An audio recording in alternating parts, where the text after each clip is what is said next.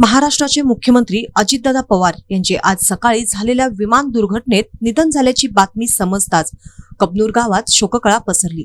या दुःखद घटनेनंतर गावातील राजकीय व सामाजिक वातावरण स्तब्ध झाले असून नागरिकांमध्ये तीव्र दुःख व्यक्त केले जात आहे।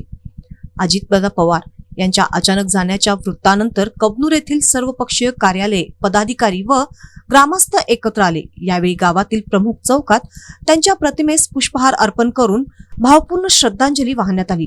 राष्ट्रवादी काँग्रेस पक्षाच्या कार्यकर्त्यांना मोठा शोक व्यक्त करत अश्रूंनी श्रद्धांजली अर्पण केली।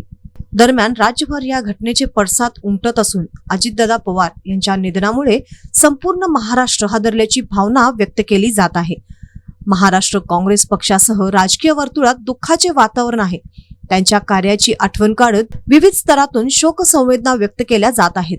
प्राथमिक माहितीनुसार आज सकाळी शासकीय दौऱ्यावर असताना त्यांच्या विमानाला अपघात झाला। या दुर्घटनेत इतर काही जणांचाही मृत्यू झाल्याची बातमी आहे।